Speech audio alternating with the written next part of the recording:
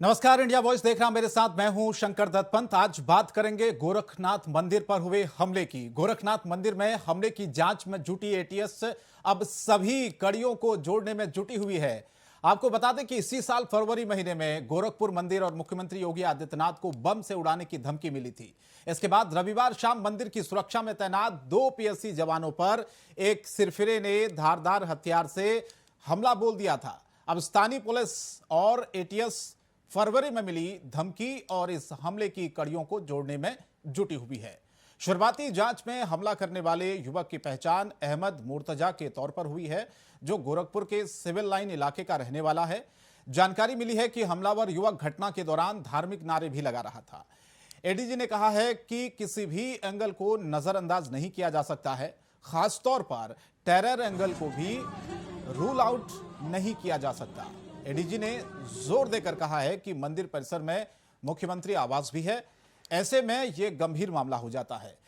गौरतलब है कि हमलावर युवक अहमद मुर्तजा के पास से हवाई टिकट, लैपटॉप और पैन कार्ड भी मिला है। इस बात की भी जानकारी मिली है कि वो मुंबई में केमिकल इंजीनियर की नौकरी करता है।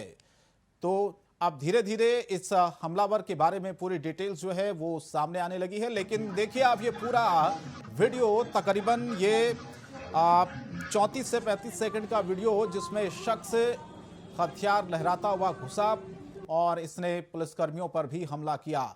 और किस तरह से वहां पर आप देखिए अफरा तफरी का माहौल हो गया जैसे ये शख्स वहां पर पहुंचा। वहां पर सुरक्षाकर्मी जो तैनात थे उन्होंने इसे रोकने की कोशिश की, लेकिन उन पर हमला करने की कोशिश, वहां पर लोगों पर हमला करने की कोशिश, और किसी तरह से वहां से सुरक्षा कर्मियों ने अपने आप को सुरक्षित बचाया और आखिरकार इस युवक को पकड़ा गया और इसकी पहचान की गई। अहमद मुर्तजा नाम का एक शख्स बताया जा रहा है और फिलहाल पुलिस इस पूरे मामले की जांच भी कर रही है। तो गोरखनाथ मंदिर में हमले का ये वीडियो आप देखिए, किस तरह से शख्स घुसा, इसने अल्लाह अकबर के नारे वहां पर लगाए ऐसा कहा जा रहा है और धारदार हथियार लेकर मंदिर में घुसा। ये तस्वीर आपके सामने है और पुलिसकर्मी किस तरह से वहां से भागते हुए अपने आप को बचाते हुए, क्योंकि अगर कोई सामने आता तो शायद ये शख्स उस पर हमला कर देता। इसीलिए बहुत सावधानी के साथ इसे पकड़ा गया। तकरीबन 15 से 20 मिनट तक इस पूरे परिसर में खौफ रहा, डर का माहौल रहा कि किसी शख्स पर, किसी पर ये हमला न कर दे, और आखिरकार इस हमलावर को पकड़ लिया गया। जिस तरह से ये पूरा वाकया सामने आया है, उसने कई सारे सवाल भी हालांकि खड़े किए हैं। सबसे बड़ा सवाल सुरक्षा व्यवस्था को लेकर खड़ा हुआ है, क्योंकि जिस तरह से ये हमला पूरा हुआ है, इसमें आप देखिए ये शख्स घुसता है, धार्मिक नारे लगाता है, धारदार हथियार लेकर मंदिर में घुसता है और पुलिसकर्मी किस तरह से वहां से भागते। एक कार में दरअसल एक शख्स बैठा था, उसने ये वीडियो यहां पर बना लिया।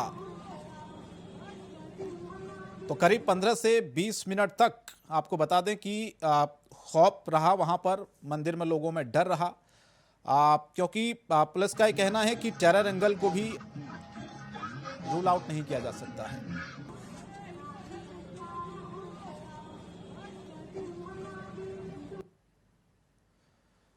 तो ये तस्वीर को एक बार फिर से आप देखिए, ये आज ही का वीडियो है।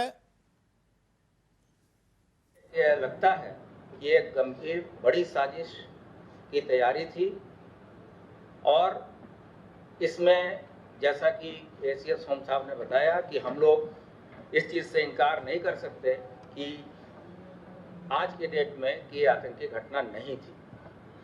तत्काल इसको वहाँ एटीएस की टीम गई है। आज वहाँ एडीजी एटीएस और एडीजी एसटीएफ दोनों रवाना कर दिए गए हैं और जो शासन के मंशा है उसके बारे में एसीएस के द्वारा अलग से बताया जाएगा। लेकिन जो दस्तावेज हम लोग को अभी तक प्राप्त हुए हैं वो काफ़ी ही सनसनीखेज हैं और विवेचना के बाद से बिना विवेचना के गुणवत्ता को इफेक्ट किए हुए जो चीज़ें आपके साथ शेयर करनी होंगी हम तत्समय बताएंगे अभी विवेचना बहुत ही प्रारंभिक स्टेज में है। मुकदमा गोरखनाथ थाने में 60/22 दर्ज किया जा चुका है, जो कि घटना से संबंधित है, तथा एक अन्य मुकदमा 61/22 जो कि उसके पास से जो धारदार हथियार मिला है उससे संबंधित है, दर्ज किए गए हैं और आगे की विवेचना अभी स्थानीय पुलिस के द्वारा की जा रही है। आगे जैसे भी निर्देश या जो भी डेवलपमेंट्स होंगे शासन के, उस हिसाब से कार्रवाई की जाएगी। जैसा कि मैंने बताया, अभी शासन के द्वारा सभी महत्वपूर्ण संस्थानों और वाइटल इंस्टॉलेशन जिसको हम कह सकते हैं, उनकी सुरक्षा योजना पुनरीक्षित की गई है और उसके तहत ही वहाँ अधिक पद भी स्वीकृत किए गए हैं। जो आज के थ्रेट परसेप्शन है उसके साथ समय समय पे इन योजनाओं का, सुरक्षा योजनाओं की समीक्षा शासन स्तर पे तथा स्थानीय स्तर पर अगर कोई नए डेवलपमेंट होते हैं तो उसके हिसाब से की जाती है और अंत में शासन के द्वारा उसे स्वीकृत किया जाता है। उसके तहत ही गोरखनाथ मंदिर, अयोध्या जी, वाराणसी और मथुरा और इसके साथ साथ जो अन्य महत्वपूर्ण बिल्डिंग और संस्थाएं हैं, उनकी सुरक्षा एक सुरक्षा योजना के तहत की गई थी, जिसके तहत ही वहां तैनात बहादुर पुलिसकर्मियों ने इस पूरे घटना को विफल कर दिया और कोई बड़ी घटना नहीं होने दी। अगर ये व्यक्ति अंदर प्रवेश कर जाता तो जहां आम व्यक्ति, दर्शनार्थी वगैरह हैं, उनको बहुत ही ज़्यादा क्षति पहुंच सकती थी और स्थिति बेकाबू भी हो सकती थी। तो मौके पर मौजूद अधिकारियों ने बहुत ही संयम का परिचय देते हुए उसको गिरफ्तार किया है। वो व्यक्ति आज न्यायिक हिरासत में जाएगा। उसका प्रॉपर जो उसको चोट लगी है उसका इलाज भी कराया जा रहा है तथा हमारे जो साथी जिन्हें चोट लगी थी उनको भी बीआरडी मेडिकल कॉलेज में एडमिट कराया गया है। धन्यवाद। मैं ये बताना चाहूँगा कि इस पूरे घटना की विवेचना यूपी एटीएस को दी गई है और यूपी एटीएस अब इसकी विवेचना टेक ओवर कर रही है। साथ ही साथ माननीय मुख्यमंत्री जी ने यह भी आदेश दिया है कि हमारी जो दोनों एजेंसीज है, यूपी एटीएस और यूपी एसटीएफ, ये जो है घटना के अनावरण हेतु संयुक्त रूप से कार्य करेंगे। माननीय मुख्यमंत्री जी ने जो 3 लोगों ने जो हमारे 2 पुलिस कांस्टेबल्स, 2 पीएससी कांस्टेबल्स और जो पुलिस के कांस्टेबल्स ने इस घटना को विफल किया और खुद जो है जाबाज रूप से बहादुरी से काम किया है, Shri Gopal Gaur constable PSC, Shri Anil Paswan constable PSC और श्री अनुराग राजपूत कांस्टेबल नागरिक पुलिस, इन सब लोगों ने जो बहादुरी का काम किया है, तो इसमें मुख्यमंत्री जी ने इनको 5 लाख रुपया जो है नगद घोषित किया है और वो इनाम शासन की ओर से इनको बहुत जल्दी ही दिया जाएगा।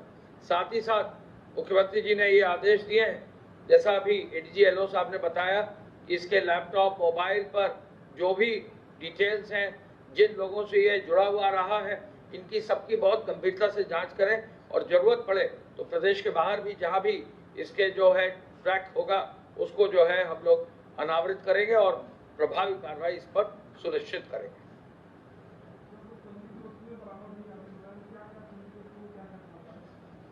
ये मैंने जैसा कि बताया, प्रारंभिक तौर पे उसके पास से लैपटॉप, उसके मोबाइल्स बरामद हुए हैं और उससे जो चीज़ें पता चली हैं उनके बारे में हमने आपको शेयर किया। साथ साथ हमने बताया कि जो विवेचना को प्रभावित न करे ऐसी सूचनाएं हम अभी भी दे रहे हैं और आगे भी जो जो चीज़ें डेवलपमेंट्स होगी इसमें बताएंगे। हम इसमें सभी एजेंसियों की भी मदद लेंगे तथा ये भी सुनिश्चित करेंगे कि इस व्यक्ति के द्वारा कहां कहां ट्रैवल किया गया है और ये व्यक्ति किसके साथ संपर्क में था। ये किसी विदेशी कंट्री में तो नहीं गया या कहीं से ये बड़े षड्यंत्र का हिस्सा तो नहीं है। इन आदि बिंदुओं पे विवेचना जो एटीएस के द्वारा की जाएगी, लेकिन अभी से इस बारे में कुछ भी कंफर्म तरीके से बता देना उचित नहीं है। जब तत्समय जब चीज़ें इस तरह से आएंगी हम लोग आपके साथ अवश्य शेयर करेंगे।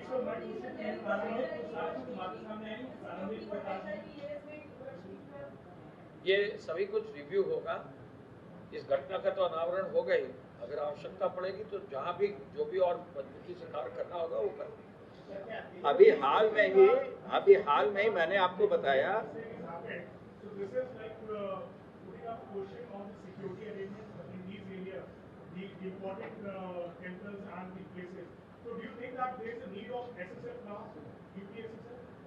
देखिए, हमारे पुलिस के कांस्टेबल्स ने ही उसको जो है विफल किया है और बिल्कुल आउटर पेरीमीटर पर ही उसको विफल कर दिया है, तो प्रभावी और मजबूत कार्रवाई कर दी गई है। जो भी आवश्यकता होगा वो कार्य सुनिश्चित करेंगे और 5 लाख रुपए की घोषणा इसलिए दी गई, इन लोगों ने जाबाज रूप से जो है बहादुरी से काम किया। Thank you.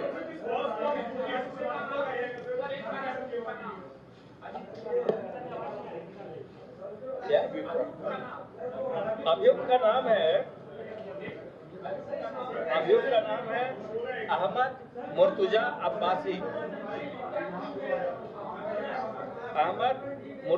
अब्बासी पुत्र मुनीर अहमद अब्बासी। ये रहने वाला सिविल लाइन गोरखपुर का है। जी हाँ।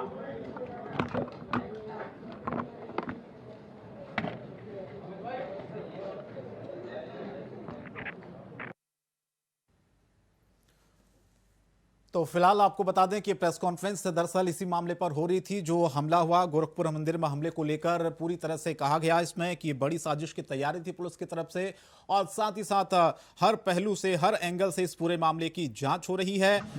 एसीएस होम ने भी इस बात को कहा है और साथ ही आपको बता दें कि जिस तरह से आज ये पूरा वाकया हुआ, पूरी घटना हुई, उसने कई सारे सवाल जरूर खड़े कर दिए हैं। लेकिन जिन पुलिसकर्मियों ने इस हमले को विफल किया, 5 लाख रुपए इनाम की घोषणा मुख्यमंत्री की तरफ से की गई है, उनको दिया जाएगा क्योंकि बहुत बहादुरी के साथ उन्होंने इस शख्स से मुकाबला किया और एक बड़ी घटना को होने से बचा लिया।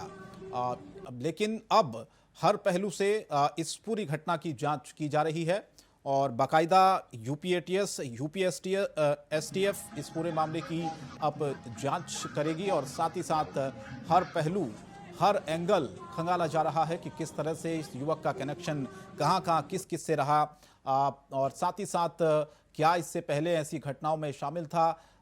तमाम ऐसी चीज़ें जिनकी जांच फिलहाल की जा रही है। जांच के बाद बहुत सारी चीज़ें सामने निकल कर आएंगी।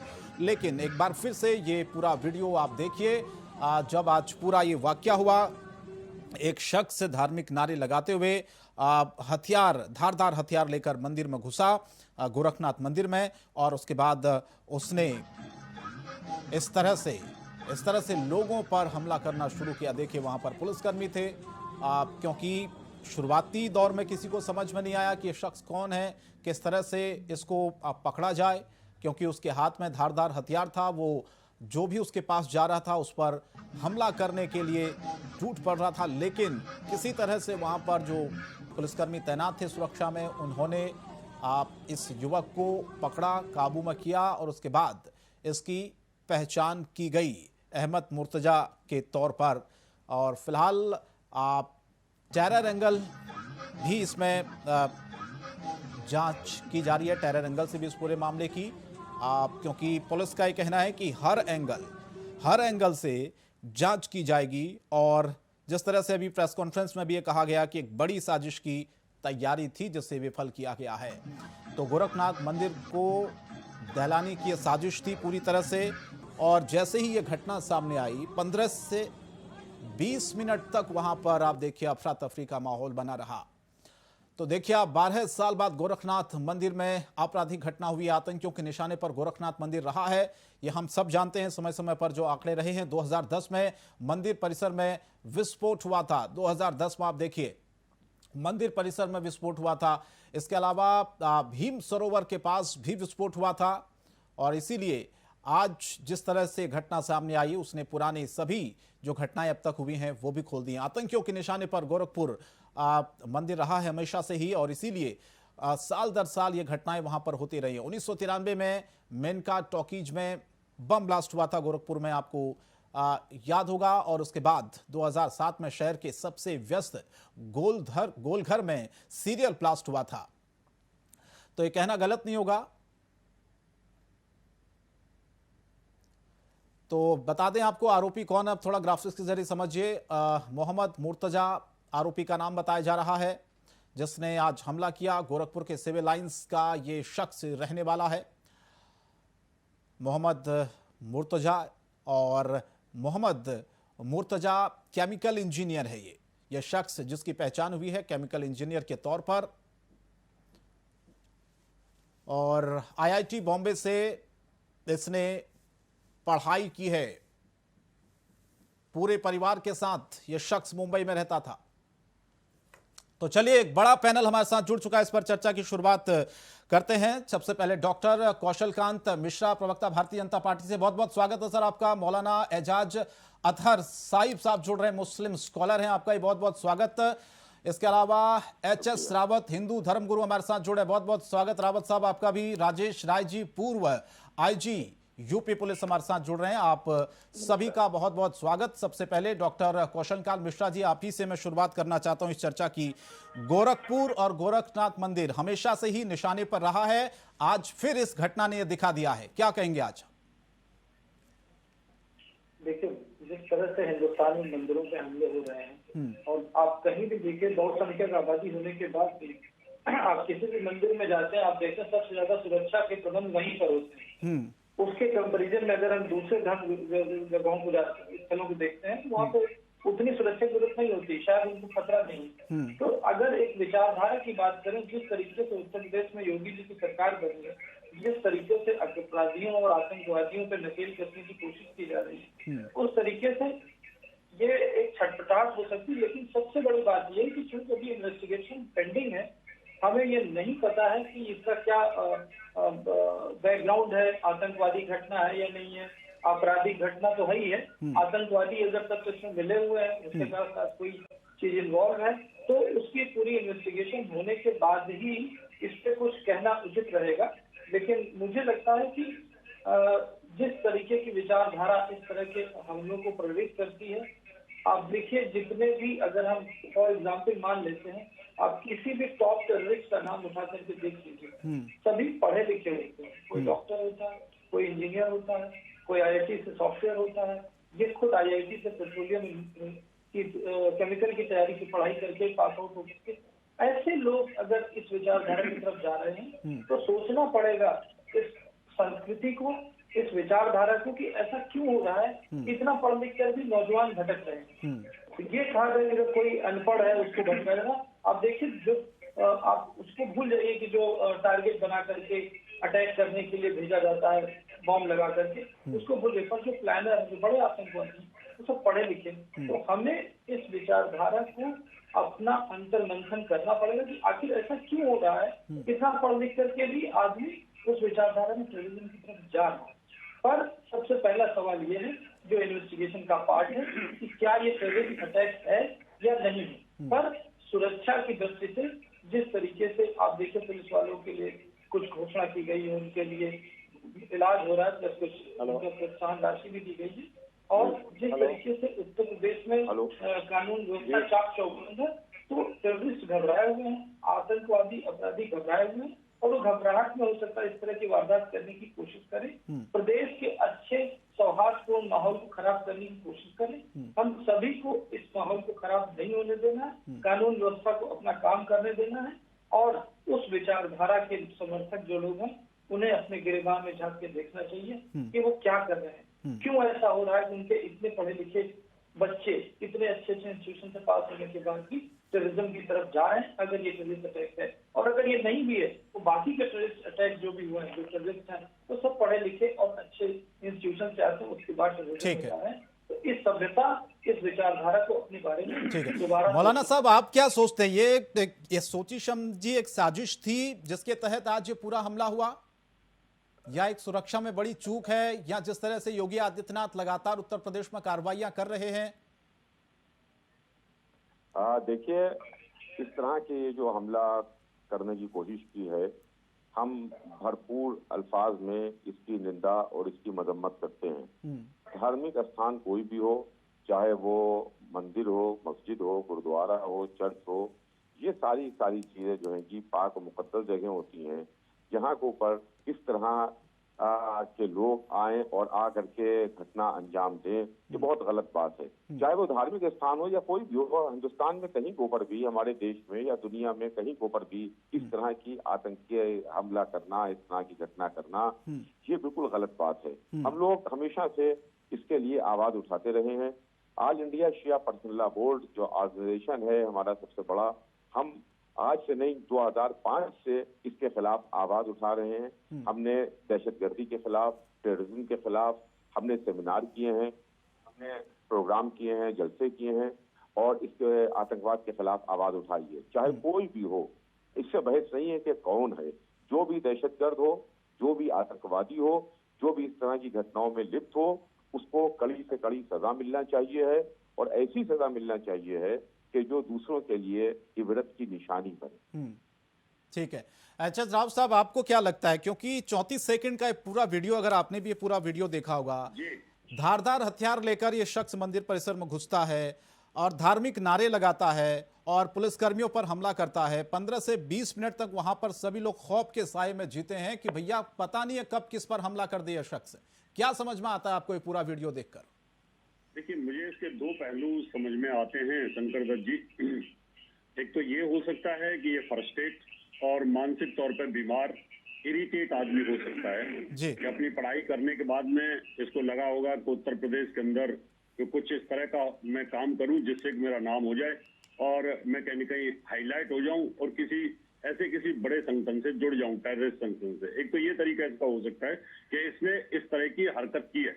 अगर ये किसी बहुत बड़े आतंकवादी संगठन से जुड़ा होता तो निश्चित तौर पर इस पर लेटेस्ट हथियार होते और बहुत बड़ा हादसा ही करता कहीं न कहीं। एक धारदार हथियार को लेकर के इस तरह से हमला करना तो ये आतंकवादी गतिविधि तो नहीं कर सकता। दूसरा ये हो सकता है रेकी करने वाला हो सकता है कि इसने सोचा होगा कि मैं पहले जाकर के रेकी कर लूं कि किस प्रकार से वहां पर उनका जो व्यवस्था है वो कहीं लूज तो नहीं है और मैं कहां से उन पर हमला कर सकता हूं और किस प्रकार से आगे उसकी जानकारी दे सकता हूं। ये दो चीजें हो सकती हैं। और तीसरा, इसके दिमाग में फ्रस्ट्रेशन जो वाली बात है कि उसको लेकर के ये चला वहां से और सीधा जाकर के इसने हमला कर दिया। इसने सोचा नहीं कि मुझे मर जाऊंगा या मारा जाएगा या पकड़ लिया जाएगा।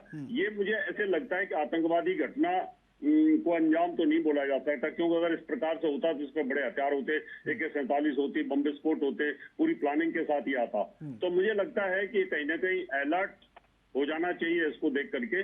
आगे बड़ी घटना का ये कहीं ना कहीं संदेशा देने वाली ये घटना मुझे नजर इसके अंदर शंकर दत्त जी आती है। ठीक है। राजेश राज जी, आपकी क्या राय है इस पर, क्योंकि आपने तो सर बहुत सारे ऐसे केसेस देखे होंगे, सॉल्व भी किए होंगे। जो ये शख्स मंदिर में घुसता है, 34 सेकंड का पूरा वीडियो है सर, और 15 से 20 मिनट तक वहां पर किस तरह से अफरा तफरी का माहौल हो जाता है। ये शख्स खुद कहता है कि मुझे मार दो, पुलिस कर्मियों से वहां पर कहता है, सुरक्षा कर्मियों से वहां पर कहता है, और जो भी उसके पास जाने की कोशिश कर रहा है उस पर वो हमला कर देता है। और कई पुलिसकर्मियों को बताया जा रहा है कि चोटें भी वहां पर आई है।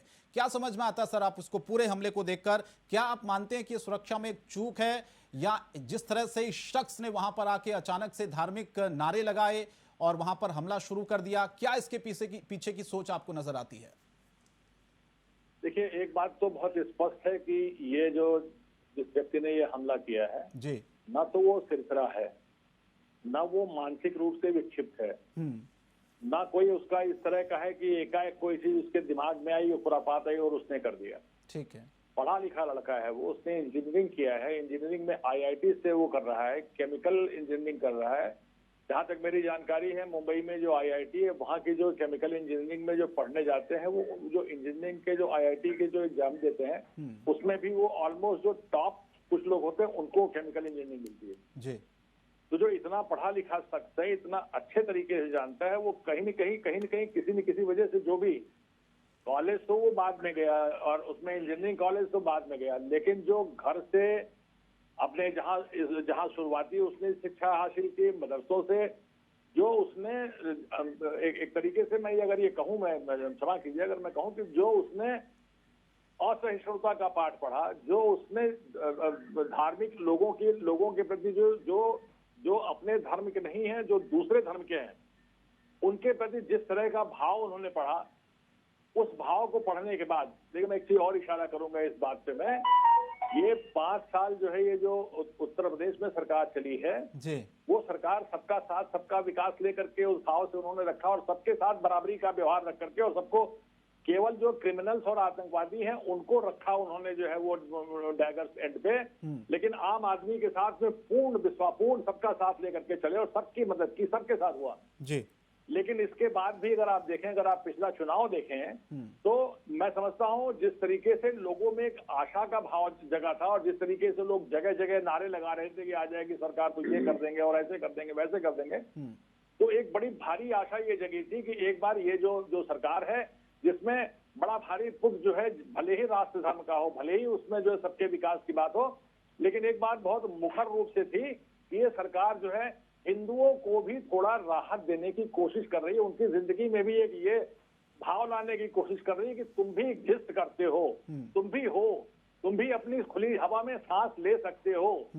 ये जो भाव आया, मैं समझता हूँ इस भाव ने भी लोगों को बहुत, और जब ये सरकार जब बनने की नौबत आई तो जब ये उम्मीद थी कि सब कुछ ठीक है तो उस समय बड़ा टेम्पो बहुत जबरदस्त हाई था, लेकिन जब ये फिर दोबारा रिपीट कर गई तो मैं समझता हूँ ये जो आशाओं पे तुषारापात हुआ है, तो इस तरह के तत्व हैं, सब नहीं है, सब बिल्कुल नहीं है, बिल्कुल सब लोग उसमें, ऐसा नहीं कि सब लोग ऐसे हैं, लेकिन जो कुछ लोग हैं जो उस चीज में रचे बसे हैं, जिनके मन में शुरू से शुरुआती तौर पर ये भर दिया गया है कि हमारे अलावा बाकी जितने हैं वो किसी लायक नहीं है, हम ही हैं जो है सो हैं, तो वो जब उस भाव से निकल करके जब ये बात आई है तो वो भाव ये बर्दाश्त नहीं कर पाया ये बच्चा, ये लड़का है, ये मैं कहूंगा कि ये भटका हुआ है जी। लेकिन भटका हुआ जो है वो ऐसा नहीं है कि भटका हुआ वो दो चार चीजें कही उसने पढ़ ली भटका हुआ है, वो जो एक संस्कार जिसमें हम लोग मतलब कहते हैं एक संस्कार होता है जो परिवार से मिलता है, परिवेश से मिलता है, अपने आसपास के लोगों से मिलता है, अपने रिश्तेदारों से मिलता है, वो जो उसको परिवेश मिला है, वो जो संस्कार मिला है उस संस्कार ने, और इसके पीछे जो मैं देख रहा हूँ जो उसने एक बात कही, अगर आप ध्यान में इस बात पे भी आपने भी उस बात का जिक्र किया जी।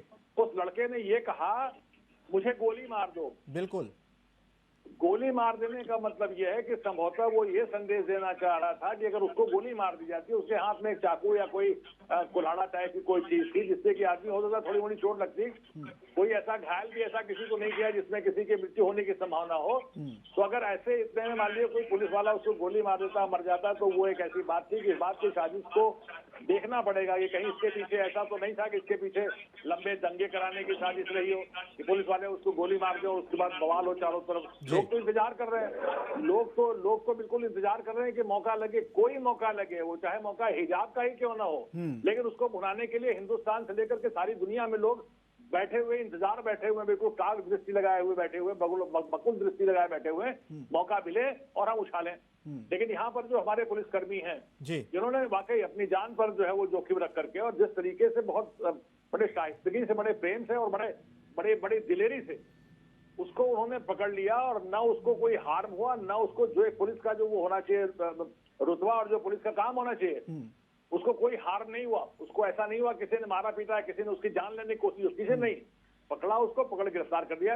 अब मैं समझता हूं कि जो जांच होगी, जो जैसे इसमें बिल्कुल निश्चित रूप से इसमें एनआईए आएगी, एटीएस और एसटीएफ के लिए भी हमने देखा कि एसीएस साहब ने और एडीजी येलो साहब ने भी कहा कि एसटीएफ और एटीएस इसमें जा रही है, बल्कि अभी एटीएस में भी एक नए एडीजी साहब आ गए हैं जो बहुत ही तेज तर्रार और बहुत ही अच्छे अधिकारी हैं, नवीन अरोड़ा साहब। तो ये सब लोग जब मिलकर इसमें करेंगे तो निश्चित रूप से इसकी भूमिका में कहीं न कहीं कोई बात निकलेगी जरूर। ये बहुत सामान्य सरल सी सरफेस पे जैसा दिख रहा है वैसी दिखने वाली बात लग नहीं रही है। ठीक है मौलाना साहब, आप क्या इत्तेफाक हैं जिस तरह से राजेश राज जी ने बातें कही है, क्योंकि उन्होंने कहा कि एक पढ़ा लिखा शख्स है ये, देखिए केमिकल इंजीनियरिंग एक शख्स करता था, और साथ ही देखिए आप किस तरह से इसको नकारा नहीं जा सकता, कोई ये नहीं कह सकता भैया ये इसका मानसिक संतुलन खराब था या कोई और वजह थी। आप ये देखिए ना, सवाल उन्होंने उठाया कि कट्टरता जो है वो कहाँ से आती है। वो शख्स खुद कह रहा है कि मुझे मार दीजिए आप, वहां पर पुलिसकर्मियों से शख्स कह रहा है, यानी कि वो मरने के लिए वहां पर आया था, वो मरने और मारने के लिए मौलाना साहब वहां पर आया था। और सवाल उठाया राजेश राय जी ने कि ये सोच कहां से पनपती है साहब, इस तरह की शिक्षा क्या दी जाती है इन लोगों को, इस तरह से इनका माइंड वॉश किया जाता है कि भैया आप जाइए इस तरह से हरकतें करिए, समाज में जाकर दंगे फैलाइए, लोगों को मारिए मरिए। देखिए ऐसा हैगा कि जहां तक के आपके डिस्कशन में मैंने ये बात सुनी कि साहब मानसिक बीमार था, तो मैं राय साहब की बात से पूरी तरीके से सहमत हूं कि ये मानसिक बीमार नहीं है, मानसिक बीमार नहीं है, बल्कि ये सोची समझी साजिश है। ये अगर कोई पहला हमला हो तो आप कह दीजिए किसी ने किया। बराबर इस तरह की घटनाएं देश में होती हैं, बराबर इस तरीके की घटनाएं हमारे पड़ोस मुल्क में हो रही हैं।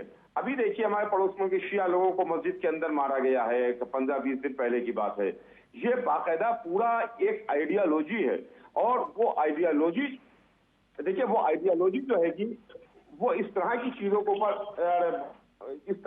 को तो ये कौन सी आइडियोलॉजी है मौलाना साहब जी, जो इस शख्स ने अपनाई, वहां पर गया कि मुझे मार दीजिए, मैं तो आज मारने के लिए आया हूं। देखिए हाथ में धारदार हथियार लेकर वो आया था, और पूरा वीडियो मौलाना साहब आपने देखा हो। आइडियोलॉजी, ये पूरी एक आइडियोलॉजी है। हाँ। और इसके अंदर मरना मारना इनके लिए कोई बात ही नहीं है, समझिए आप। इनके लिए ना खुद की जान की कीमत है, ना दूसरों की जान की कीमत नहीं। ना इनके लिए कोई बेगुनाह है, ना इनके लिए कोई मासूम है, ना इनके लिए कोई बच्चा है, ना इनके लिए कोई बूढ़ा है।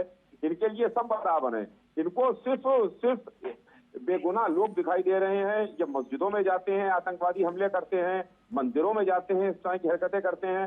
अभी देखिए थोड़े दिन पहले की बात है, हिंदुस्तान में दिल्ली में पार्लियामेंट के ऊपर हमला किया गया। इनके लिए बंबई में हमला हुआ। ये इस तरह की चीजें जो तो फिर ये कहना गलत नहीं होगा हैं, मौलाना साहब कि ऐसे लोगों को बाकायदा ट्रेनिंग दी जाती होगी? बिल्कुल उनका यकीन माइंड वॉश किया जाता होगा। ट्रेनिंग दी जाती होगी, 100% ऐसे लोगों को ट्रेनिंग दी जाती होगी।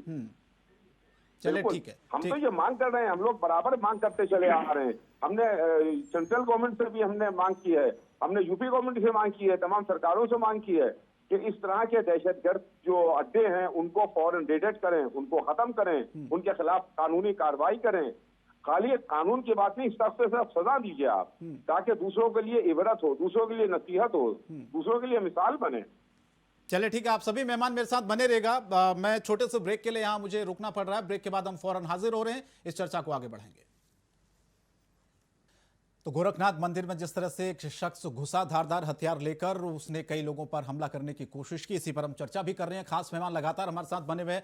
डॉक्टर कौशल कांत जी, मैं आपके पास आता हूं। ब्रेक पर जाने से पहले लगातार हम चर्चा इस बात को लेकर भी कर रहे थे, जैसे कि राय साहब ने भी बताया कि ये एक तरह से साजिश है, इसे नकारा नहीं जा सकता। पुलिस ने भी इस बात को कहा है कि बड़ी साजिश की तैयारी थी। कौशल कांत मिश्रा जी, मेरा एक अगला सवाल यह है आपसे कि क्या आप मानते हैं कि यह सुरक्षा में एक चूक का मामला भी बनता है? दूसरा, मिश्रा जी, मैं आपसे यह भी जानना चाहता हूं कि कौन से ऐसे लोग, कौन से वो संगठन आपको नजर आते हैं जो ऐसे युवाओं को बरगलाते हैं, उनको अपराध की तरफ धकेलते हैं? आप देखिए उस शख्स की मानसिकता, वो कह रहा कि मार दीजिए मुझे। ये कितना गंभीर है अपने आप में? देखिए सर, देखिए सुरक्षा में चूक तो मैं इसको ऐसे तो नहीं बोला जा सकता, क्योंकि पुलिस ने अपना काम किया, वो अरेस्ट हो गया, उसके ऊपर पुलिस वालों ने को चोट भी लगी, कि इसको चूक नहीं कहेंगे। बट यह है कि इस तरह की घटना होने के लिए जिस तरह की सुरक्षा बलों ने काम किया, और इसी वजह से शायद आप देखिए कि यूपी सरकार ने इनको प्रोत्साहन राशि भी दी है, तो सुरक्षा चूक तो नहीं कहूँगा, पर हाँ ये इस तरह की एक घटना है। हाँ, एक चीज अब देखिए, जिस तरीके से मैं टीवी चैनल पर बैठ करके ये बिना इन्वेस्टिगेशन के मेरे लिए कहना उचित नहीं होगा कि ये टेररिस्ट घटना है या नहीं, बट हाँ इसके चांसेस हो सकते हैं।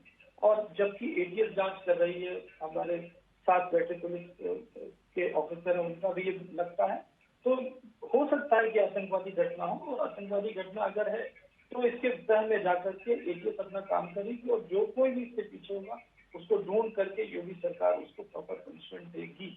हाँ, अब बात आती है कि इस ये विचारधारा, समस्या ये है कि कौन कौन से ऑर्गेनाइजेशन। मेरा मानना है कि जिस तरीके से अगर हम पूरे विश्व के पैटर्न को देखते हैं, एक पर्टिकुलर आइडियोलॉजी, एक पर्टिकुलर इस्लामिक रिलीजन को फॉलोअर्स हैं, जो उसके हार्ड लाइनर लोग, वहां पर जैसा बार बार सुनने में आया, और जितनी भी रिपोर्ट्स बनती हैं, आप FBI की रिपोर्ट देख लीजिए, आप NIA की रिपोर्ट देख लीजिए, आप CIA की रिपोर्ट देख लीजिए, सबकी रिपोर्ट में कहीं न कहीं कहा जाता है कि मदरसों का इसमें बहुत रोल होता है। तो जैसे कि हमारे मित्र बैठे हुए थे, वो अभी दिख नहीं रहे हैं, इन्हें ये सोचना पड़ेगा, खुद इस आइडियोलॉजी के लोगों को सोचना पड़ेगा कि मदरसों में जो भी पढ़ाया जाता है या जो भी सिखाया जाता है, उसके ऊपर एक प्रॉपर कंट्रोल होना चाहिए, उसका एक बोर्ड होना चाहिए। इन सारी चीजों पे जब तक ये लोग खुद आगे नहीं आएंगे, सरकार तो अपना काम करेगी, जो स्टेप्स लेने हैं लीगली वो सब उठाए जाएंगे, जो भी संविधान सम्मत चीजें होंगी उस पर कानून बना करके इन चीजों को रोका जाएगा। लेकिन जब तक ये लोग अपने दिल से नहीं सोचना शुरू करेंगे कि इनके अंदर जो कमियां हैं, जैसे कि बहुत सारी कमियां हिंदू धर्म में बताई जाती थी, जिसको कि धीरे धीरे हम उसको एलिमिनेट करते गए और हम आगे भी कर रहे हैं और सारी चीजों में चेंज कर रहे हैं। पर अगर एक पुरानी आइडियोलॉजी पे लटक करके, उससे चिपके रह करके अगर ऐसे मानव का निर्माण हो रहा है जो आतंकवाद की तरफ जा रहा है, जो अपराधीकरण की तरफ जा रहा है, तो इस पर बहुत ज्यादा गंभीरता से सोचने की जरूरत है। रूट कॉज पे जाना पड़ेगा और जब तक रूट कॉज पे जाकर के हम उसको खत्म करने की कोशिश नहीं करेंगे तो हम केवल आतंकवादियों को गिरफ्तार करना, मारना, पकड़ना, ये सब तो होगा ही होगा, कानून अपना काम करेगा। लेकिन जब तक उसके सोर्स को हम कंट्रोल नहीं करेंगे, सोर्स कहाँ लाई करता, सोर्स उनकी शिक्षा में लाई करता, उनके कल्चर में लाई करता, जब तक उसमें मूलभूत परिवर्तन नहीं आएगा तब तक मुझे तरीके से वैश्विक रूप से ये घटनाएं हो रही हैं और बढ़ रही हैं, उसे कंट्रोल करने के लिए सबको एक साथ आना पड़ेगा। और जैसे कि OIC नाम की ऑर्गेनाइजेशन है जो पूरे वर्ल्ड के मुस्लिमों को एक साथ लेकर चलती है, उनको भी इसके बारे में गंभीरता से सोचना चाहिए और इस तरह के उपाय करने चाहिए कि पूरे विश्व को एक तरफ खड़ा न करे ये पर्टिकुलर सोच के लोग, नहीं तो इसी समुदाय के लोगों को ज्यादा परेशानी होगी। इंडिया को छोड़ दीजिए, आप आसपास कहीं देखिए, पाकिस्तान देखिए, अफगानिस्तान देखिए, श्रीलंका में देखिए, बांग्लादेश देखिए, म्यांमार देखिए, आप यहाँ से जाइए सूडान देखिए, इराक देखिए, कहाँ तक जहां तक देखते जाए वहां तक सिर्फ इसी तरह का भाव है। तो उसको अपने मूलभूत विचारधारा पे परिवर्तन लाना पड़ेगा, तभी शायद इसका ठीक है। मौलाना साहब आप जवाब दीजिए, फिर मैं रावत साहब के पास जाऊंगा। उन्होंने शिक्षा पर सवाल उठाया मौलाना साहब कि मदरसों में जो शिक्षाएं दी जाती हैं वो सोच, क्या यही इस तरह की शिक्षा मदरसों में मिलती है जो आगे जाके इस तरह की सोच को पैदा करती है? मौलाना साहब शायद चले गए, वो उनका उसमें आ रहा था कि मौलाना जी शायद जुड़े नहीं। रावत साहब आपको मेरी आवाज आ रही है? जी बिल्कुल आ रही है जी, सवाल वही है मेरा कि क्या वाकई में इस तरह की शिक्षाएं मदरसों में दी जाती है क्या, जो आगे जाकर इस तरह की कट्टरता सामने आती है, इस तरह की सोच सामने आती है, मरने और मारने तक की बात सामने आ जाती है, जो कि आज उस शख्स ने खुद कहा है? बिल्कुल, इसमें तो कोई दोराय नहीं है शंकर दत्त जी कि जो मदरसों के अंदर एजुकेशन दी जाती है और जो कुरान की आयातें हैं, 25 से 26 आयातें हैं कि जो रिजवी साहब ने जिनको कोर्ट में केस किया था और ये कहा था कोर्ट के अंदर कि इन पर दोबारा से कहीं ना कहीं व्याख्या करने की जरूरत है, इनको चेक करने की जरूरत है। और यही फिर सऊदी अरब के प्रिंस ने भी कहा था कि इसको दोबारा से कहीं ना कहीं जो है इसकी व्याख्या करिए, इसको देखिए कि क्या दिक्कत क्या है, कहाँ पर है। तो आयातें हैं वो तो रटाई जाती हैं और उसके आधार पर कट्टरता सिखाई जाती है और निश्चित तौर पर किसी भी दूसरे धर्म को काफिर मानते हैं और मूर्ति पूजक को तो काफिर मानते हैं। ये तो बेसिक एजुकेशन है इनकी, वहां से शुरुआत होती है और उस शुरुआत को लेकर के इनके दिमाग में ये चीजें भरी रहती है कि अल्लाह अकबर, यानी जब आतंकवादी घटनाएं आप करते हैं, जब AK-47 चलाते हैं तो आपका अल्लाह अकबर चलता है, जब आप किसी को जला देते हैं तब भी आपका अल्लाह अकबर चलता है, जब आप किसी को कहीं ना कहीं उठा करके बम विस्फोट से मार देते तब भी आप हमला करते वक्त ये सारी चीजें करते हैं। तो वो एलिमेंट तो इस बच्चे के दिमाग में थे ही थे। यानी ये फ्रस्ट्रेटेड आदमी जो वहां से IIT से चला, इसने जो गोरखपुर वाली जो लड़की थी मुस्कान, जिसको शेरनी का दर्जा दिया, ये उससे इंस्पायर होकर के इसने वो हथियार लिया जिसे पता है कि आतंकवादी तो मैं कहलाऊंगा नहीं, लेकिन हो सकता है मैं अपने मजहब के अंदर बहुत बड़ा आदमी बन जाऊं और मेरा नाम हो जाएगा। और वो उसमें कामयाब हुआ कहीं ना कहीं, जबकि एक IIT का इंजीनियर बड़ा दिमाग वाला होता है और IIT में ऐसे सिलेक्शन नहीं होता, बड़ा इंटेलिजेंट आदमी होता है। तो इंटेलिजेंट होकर के अगर इस तरह की घटना वो कर रहा है तो कहीं ना कहीं वो अपने मजहब के अंदर पॉपुलर होना चाहता है। उसको लगा कि मेरे को भी 2-4 करोड़ कहीं ना कहीं से मिल ही जाएंगे, जरूरत से मैं ऐसी घटना करता हूं। इसलिए निश्चित तौर पर मदरसों का इनके अंदर ब्रेन वॉश किया जाता है और वो ब्रेन वॉश किया हुआ पौधा बड़ा होता है। अब वो चाहे एजुकेशन के अंदर जाए वहां भी कट्टरता रहती है, चाहे वो सिविल सर्विसेज में जाए तो वहां भी कट्टरता रहती है, चाहे वो आर्मी में जाए तो भी वहां पर कट्टरता बनी रहती है लगातार। उसको आप खत्म नहीं कर सकते। आपके दिमाग में जो बेसिक एजुकेशन जब डाली जाती है वो कभी बुढ़ापे तक खत्म होती नहीं है। उसी का ये दुष्परिणाम है कि इतने अच्छे IIT कॉलेज से पढ़ने के बावजूद भी एक हथियार लेकर के वहां पर हमला करने की कोशिश करता है और वो बोलता है कि मुझे मार दो।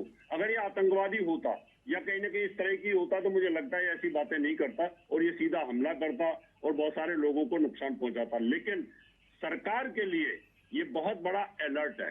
सरकार को अलर्ट होना चाहिए, इस तरह के लोगों से अलर्ट होना चाहिए, इस प्रकार के जिहादियों से अलर्ट होना चाहिए, सावधानी और सुरक्षा बहुत जरूरी है इसके अंदर दत्त साहब। बिल्कुल।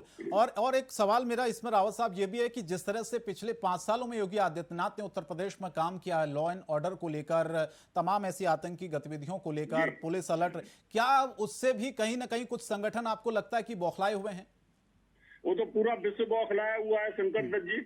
हिंदुस्तान की तो बात छोड़ो, 56 देश मुसलमानों के वो सारे बौखलाए हुए, उनका बस चले तो योगी जी को पूरा की पूरा उड़ा दें। और उत्तर प्रदेश का जो कट्टरपंथी मुसलमान है निश्चित तौर पर बौखलाया हुआ है, वो तो प्लानिंग कर रहा है। लेकिन सरकार और सुरक्षा, ये जो हमारी पुलिस है उनकी जो मुस्तैदी है, जिस प्रकार से वहाँ सुरक्षा बलों ने बहुत सावधानी के साथ उसको पकड़ लिया और अपने काबू में ले लिया, ये बहुत बड़ी उपलब्धि है। और मुझे लगता है उत्तर प्रदेश के अंदर भी कुछ छिपे हुए इस प्रकार के एलिमेंट हैं जहां पर इनका बोलबाला है।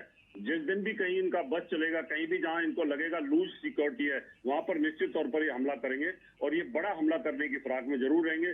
सरकार को और हमारे पुलिस के बड़े बड़े अधिकारियों को इसके लिए मैं धन्यवाद देता हूं कि आपकी जो मुस्तैदी है उससे ये हमला नाकामयाब हुआ और आगे भी आपको बहुत सावधान रहने की जरूरत होगी।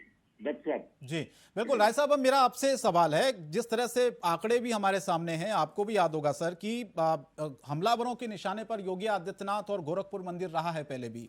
कुछ घटनाओं का जिक्र अगर मैं करूं आपसे कि 5 फरवरी 2022 का ये पूरा वाकया है, जब सोशल मीडिया पर लेडी डॉन नाम से गोरखपुर मंदिर को बम से उड़ाने की धमकी आई थी सर। सीएम योगी पर हमला करने की बात कही गई थी, पुलिस ने गोरखपुर में केस दर्ज किया था। 8 नवंबर 2021 की घटना है, प्रधानमंत्री मोदी सीएम योगी आदित्यनाथ को बम से उड़ाने की धमकी आई थी। उसके बाद 1 अप्रैल 2020 की घटना है राय साहब, जहां पर सीएम योगी को जान से मारने की धमकी मिली थी। यूपी पुलिस कंट्रोल रूम के व्हाट्सएप पर एक शख्स ने चैलेंज किया था कि 4 दिन में जो कर सकते हो कर लो, योगी को मई 2020 में बम से उड़ा देंगे। और इस मामले में हालांकि केस दर्ज हुआ था। और आज की जो घटना है सर, उसमें मंदिर परिसर में मुख्यमंत्री आवास भी है, इसीलिए इस मामले को बहुत गंभीरता से देखा जा रहा है। मेरा सवाल आपसे यह है कि जिस तरह से पूरी सिलसिलेवार घटनाएं उत्तर प्रदेश में सामने आई है, गोरखपुर में सामने आई है, गोरखपुर मंदिर में सामने आई है, क्या इसके पीछे की सबसे बड़ी वजह आप मानते हैं कि कुछ ऐसे संगठन हैं जो लगातार योगी आदित्यनाथ को टारगेट कर रहे हैं? ये एक बात तो मैं ये कहना चाहूंगा कि माननीय मुख्यमंत्री जी के लिए और माननीय प्रधानमंत्री जी के लिए जी, इन दोनों लोगों का जो उनका जो वास्तविक कद है उनके पद से बहुत ज्यादा ऊंचा हो गया है जी। और उस बहुत ज्यादा ऊंचा उनका कद हो जाने के नाते और उस कद में जो चीजें छुपी हुई हैं, जो उस कद के साथ साथ जो चीज हो रही है, वो जो एक तरीके से जो हिंदुस्तान के जो हिंदू हैं, मैं इसको किसी तरीके से और मत लीजिएगा, मैं इस बात को बड़ा स्पष्ट रूप से कह रहा हूँ कि जो हिंदू लोग थे हैं, ये मैं समझता हूँ कि सदियों से बहुत बहुत बहुत समय से जो उनका स्वाभिमान, जो उनकी जो प्राइड है, उसको जिस तरीके से कुचल करके, मार करके, जिस तरीके से उनको दबा दिया गया है, और उसके पीछे और लोग जो कारण है उसमें खुद भी लोग कारण है, अपने ही लोगों में से लोग समान कारण है। लेकिन वो जो दबा कुचला स्वाभिमान था, कुछ किया नहीं है ज्यादा इन लोगों ने। इन दोनों लोगों ने ऐसा कुछ नहीं किया है ज्यादा जिससे ये कहा जाए कि किसी को बढ़ावा दिया हो, किसी को उत्तेजित नहीं किया, किसी को उकसाया नहीं है किसी के खिलाफ। केवल जो अंदर एक स्वाभिमान था उसको उन्होंने जगाने की कोशिश की है, उसको उन्होंने थोड़ा सा ये कहने की कोशिश की है कि तुम गर्व करो कि तुम भी हो, तुम एग्जिस्ट करते हो, अपने पर गर्व करो और सबकी मदद की। हिंदू धर्म में सबकी मदद करने की बात है। ये एक बार हमारे कोई एक वरिष्ठ अधिकारी थे, उन्होंने कहा कि यार हमारे यहाँ तो लोग कहते हैं कि 88 करोड़ जो है देवी देवता है, हम तो नाग की भी पूजा करते हैं, हम तो सब पेड़ की भी पूजा करते हैं, नदी की भी पूजा करते हैं, पर्वत की भी पूजा करते हैं, हम तो ऐसे हैं कि हम सबको समाहित कर सकते हैं, जो सबको सम्मान दे सकता है। और एक तरफ एक ये धर्म है जो कहता है कि नहीं, इनके अलावा कोई है ही नहीं है जी। और इनके अलावा जो लोग अगर पत्थर पूजते हैं तो वो मरने लायक है, जो अगर नाग को पूजते हैं तो उनका भी सिर कटने लायक है। इनके अलावा अगर वो किसी और भगवान को पूजते हैं तो उनको जिंदा रहने का हक नहीं। क्यों? इस संसार में केवल जो इनको माने उसी को जिंदा रहने का हक है। जब ये बात पैदा होने के बाद घुट्टी के साथ पिलाई जाएगी, बिल्कुल जो पैदा होने के साथ साथ जो पहली चीजें वो सुनेंगे, वो यही सुनेंगे कि ये हमारे जैसे नहीं, हम इनसे श्रेष्ठ है, हम ही हैं, हम ही को पूरे दुनिया में राज्य करना है, हम ही को सबके ऊपर बैठ करके बैठना है। ये भाव जब पैदा किया जाएगा शुरू से, तो वहां पर सहिष्णुता का तो भाव ही नहीं है। लोग कहते हैं वो गंगा जमुनी तहजीब, लोग कहते हैं भाईचारा, आपसी भाईचारा। भाईचारा तो तब होगा ना जबकि हम आपका सम्मान करते हैं, आपकी जो आप जिसको सम्मान करते हैं उसको हम भी सम्मान करते हैं, हम जिसको सम्मान करते हैं आप सम्मान करते हैं, है ना? आपको जब ये चीजें अगर बचपन में घुट्टी से पिलाई जाएंगी तो ये इस तरीके से नहीं खत्म होगा। और वो जो बातें हैं, जब इन दोनों लोगों की वजह से वो सम्मान बढ़ा है, आत्मसम्मान बढ़ा है, लोगों का स्वाभिमान बढ़ा है, उसकी वजह से कोई रिएक्शन नहीं हुआ। आप देखिए उत्तर प्रदेश में इतने प्रचंड बहुमत के साथ जो है वो भारतीय जनता पार्टी जीती, इतने उत्साहित थे कार्यकर्ता। यहाँ पर जो है वो शपथ ग्रहण समारोह हुआ, उसमें लोग इतने उत्साहित थे, ये सब कुछ था। लेकिन कहीं पर एक भी घटना ऐसी नहीं हुई जिसमें उस उत्साह में लोगों ने किसी रेडी वाले को उलट दिया हो, किसी को मारा हो, किसी को पीटा हो। एक भी घटना ऐसी नहीं हुई उस उत्साह में कि कहीं पर कोई उत्साह उछला पड़ा हो। और वहीं आप देख लीजिए वहां के बंगाल में जरा सा वो होता है तो लेकर के वो तलवार लेकर के लोग घरों में घुस करके और तमाम दुनिया भर की चीजें, दुनिया भर की बातें हो रही हैं। तो ये सहिष्णुता की जो बात है ना, वो वहां पे होगी जहां पर वो संस्कार में है। तो ये खतरा जो है उनको, माननीय योगी जी को, ये खतरा वाकई है। मैं तो ये कहता हूँ कि जो हमारे उत्तर प्रदेश की पुलिस है और हमारे जो देश की पुलिस है, जो हमारी एजेंसीज हैं, हमारी जो इंटेलिजेंस एजेंसीज हैं, आईबी है, लोकल एजेंसीज हैं, जो जिनका काम सिक्योरिटी देखना है इन लोगों की, उनको बहुत सतर्क रहने की जरूरत है। ये सतर्कता देखिए केवल इस स्तर पर रखने की जरूरत नहीं है कि जहां वो जा रहे हैं वहां पर सतर्क रहें लोग, केवल वहां पर सतर्कता की बात नहीं है। इस सतर्कता के पीछे जो है सारी एजेंसीज को लग करके जिन लोगों में भी जहां भी कहीं इस तरह की साजिश की बात आ रही है, अगर कोई संगठन है तो उनको, जिससे कहते हैं निप इन द बड, उनको नेस्तनाबूद करने की, उनको पकड़ करके, उनको जो है वो रगड़ के और उनकी जड़ में मट्ठा डालने की जरूरत है। ये आवश्यकता आ गई है इस देश के लिए और इस प्रदेश के लिए। मैं समझता हूँ पुलिस इसमें सक्षम भी है, कर भी रही है, और मुझे लगता है कि और बेहतर तरीके से करेंगे। लेकिन ये सोच जो है राय साहब, इसको कैसे मिटाएंगे हम? क्योंकि कुछ ऐसे लोग हैं जिनकी शागिर्दगी में ऐसे लोग फल फूल रहे हैं, उनको माइंड वॉश किया जाता है उनका, और इस तरह के हमलों के लिए उनको प्रेरित किया जाता है। राय साहब, ये सोच कैसे बदली जाएगी? सबसे बड़ा सवाल तो ये है, लोगों की गिरफ्तारियां हो जाएंगी, पुलिस अपना काम करेगी, बार बार बदलेगी सोच। मैं समाचार पत्रों में आप लोगों के माध्यम से मैं देख रहा था कि आसाम के मुख्यमंत्री ने कहा, वो मदरसों में गए और जाके मदरसों में लोगों से पूछा, बच्चों से, कि तुम क्या बनना चाहते हो, डॉक्टर, इंजीनियर या केवल मौलवी? तो उन्होंने कहा हम भी डॉक्टर, इंजीनियर, पायलट सब बनना चाहते हैं। तो उन्होंने कहा जो तुम पढ़ रहे हो, इस पढ़ने से तो तुम नहीं बन सकते। तो उन्होंने कहा हमको वो पढ़ाइए जो हम पढ़ना चाहते हैं। तो उन्होंने मदरसों में और उन जगहों पे वो engineering college, medical college, doctor, उन सब के जो है नर्सिंग कॉलेज उसके लिए बनाने के लिए प्रयास कर रहे हैं। मैं समझता हूँ कि शायद ये प्रयास है जिसमें कि उस जो सामान्य विचारधारा है, जो सामान्य मुख्य धारा है, उस मुख्य धारा में सब लोग आ सके। कि जो बच्चे हैं वो तो बच्चे तो बिल्कुल जिसे कहते हैं ना बीज हैं, उनको तो जिस तरह की हवा पानी खाद मिलेगी उस तरीके से वो आगे बढ़ेंगे। उनको अगर ये खाद मिलेगी उनके जीवन में, अगर वो ये सपने देखेंगे कि मुझे बड़ा बनना है, मुझे डॉक्टर बनना है, मुझे इंजीनियर बनना है, मुझे आईएएस बनना है, मुझे देश को चलाना है, मुझे लोगों की सेवा करनी है, मदद करनी, तो फिर वो उस विचारधारा से आगे बढ़ने के लिए वो सपने लेकर के, कल्पनाएं लेकर के बढ़ेंगे। और अगर उन्हें बताया जाएगा, उनको ये खाद पानी जाएगी, नहीं तुम भी सबसे बढ़िया हो, तुम सबसे अच्छे हो, और तुम इस दुनिया में सबको खत्म करने के लिए आए हुए हो, तुम केवल अपना साम्राज्य, आधी दुनिया में तो हम आ चुके हैं, थोड़ी सी बच गई है, उसमें भी तुम लोग जरा सा, अगर इन भाव से उनको पढ़ाएंगे तो फिर तो वो ये भाव, अगर वो केमिकल इंजीनियर हो जाएंगे ना, तभी वो तो खाद पानी पड़ा, वो तो बीज पड़ा हुआ है ना, वो तो पुष्पित पल्लवित हो रहा है ना।